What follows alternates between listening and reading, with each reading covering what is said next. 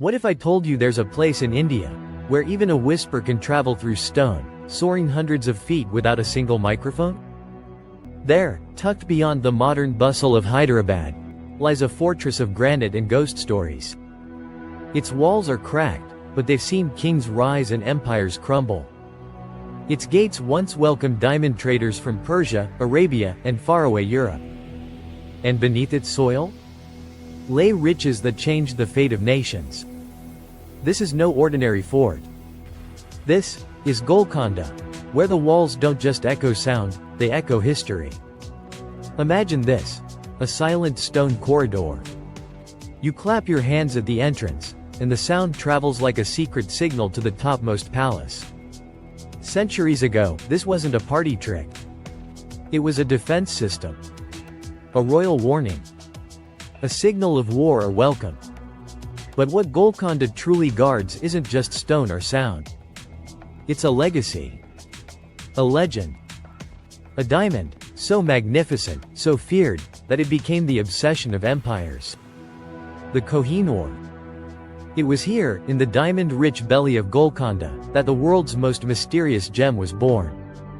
Long before it sparkled in the British crown jewels, long before it passed through the hands of Mughals, Persians, and Sikhs, it gleamed first under the Indian sun.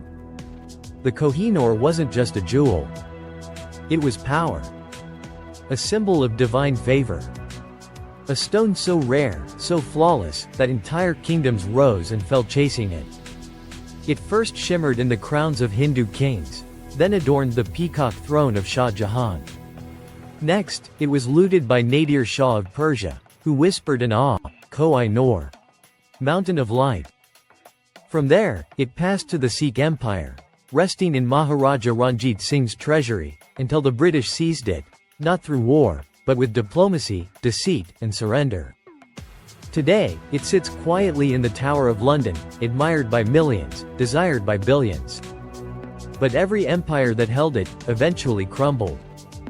And that's why some say, the Kohinoor was never a gift from the earth, but a curse cloaked in beauty. Chapter 1. The Forgotten Origins. Long before Hyderabad's skyline shimmered with domes and towers, before pearls flowed through its markets and royalty walked marble corridors, there stood a lonely hill of black granite, rising from the heart of the Deccan Plateau. Barren, weather-beaten, and silent. But even the quietest stones can remember. In the 12th century, long before the Mughals or the British were even a shadow on the horizon, the Kakatiya dynasty, a powerful South Indian kingdom, saw this hill as a place of promise. They built here not a palace, but a simple mud fort. No one imagined that these modest walls, made of clay and courage, would one day be the foundation of a city of sound, secrets, and splendor. To the Kakatiyas, it was a strategic outpost, but history had other plans. Time marched on, empires changed hands like dice on a gambler's table. And as the centuries shifted, the modest fort caught the eye of an emerging power, the Bahmani Sultans. They saw more than just stone. They saw a throne. They fortified it further, raised stronger walls, built chambers for their soldiers, and marked it as their southern sentinel. But it was the arrival of the Qutb Shahi dynasty in the 16th century that truly transformed this forgotten fort into something legendary. The Qutb Shahis didn't just build for war, they built for eternity. They carved halls into the rock, raised minarets into the sky, and sculpted gardens where once only dust had ruled. They saw in Golkonda not just a military outpost, but the beating heart of a dynasty. And they were right. This once forgotten granite hill became the jewel of the Deccan. A citadel that would echo through centuries of history, through the cries of battle, the songs of traitors, and the whispers of betrayal. What began as mud, became a monument. What began as strategy, became a story that still lives on in stone. This was the beginning of Golkonda. Chapter 2. The Kingdom Beneath the Soil. Let's go beneath the surface. Not just figuratively, literally. Because the true power of Golkonda didn't lie in its walls or towers. It pulsed beneath the ground, hidden in layers of ancient soil and volcanic rock. Centuries ago, long before South Africa and Brazil became famous for their diamonds, the earth whispered a secret here, in the Deccan. A secret that glittered in the dark. Just 60 kilometers from the fort, on the banks of the Krishna River, lay one of the richest diamond mines in human history, the Kohinoor mine. And from this sacred soil, emerged stones that would one day shape the crowns of kings and empires. Here, beneath the red dust and basalt, were born the Hope Diamond, now haunting museums in America. The Regent Diamond, worn by French royalty, including Napoleon himself. And yes, the most infamous of them all, the Kohinoor, the Mountain of Light. But to the earth, it was just another creation. To mankind, it became a legend. Miners worked in the sweltering heat, often barefoot and barehanded, sifting through soil for a flicker of light. Each sparkle carried the hope of a kingdom, and the curse of ambition. The diamonds were not cut like today. They were often left raw, untouched, their natural brilliance considered divine.